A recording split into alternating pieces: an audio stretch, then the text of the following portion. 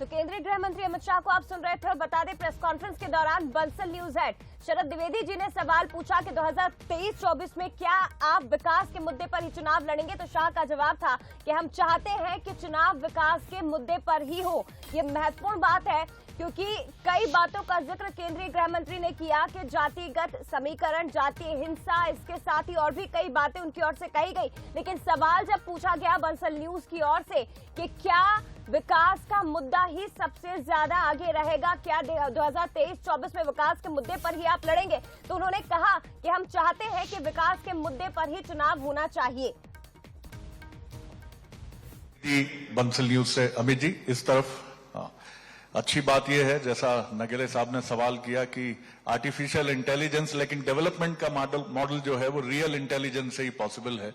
ये बड़ी उम्मीद की बात है। आपकी आधे घंटे की सूचना में ये बहुत महत्वपूर्ण बात लगी हमें कि आपने सिर्फ डेवलपमेंट पर ही बात की। जो भारतीय जनता पार्टी के साथ एक बात कही जाती है या ऑब्जर्वर्स कहते हैं कि इमोटिव इश्यूज भी आते हैं, लेकिन आपने सिर्फ डेवलपमेंट के प्लान पे बात की। तो ये माने कि 2023 और 24 सिर्फ डेवलपमेंट डिबेट इसी पर, और कांग्रेस को आप इसी मुद्दे पर लेकर आएंगे, डेवलपमेंट डेवलपमेंट डेवलपमेंट। देखिए, हम तो चाहते हैं कि चुनाव डेवलपमेंट के मुद्दे पर हो। कांग्रेस की परंपरा थी जातिवाद, परिवारवाद और तुष्टीकरण के आधार पर चुनाव को घसीट कर ले जाना, और मोदी जी ने नई परंपरा शुरू की है पॉलिटिक्स ऑफ परफॉर्मेंस। परफॉर्मेंस पर जनता निर्णय करनी चाहिए।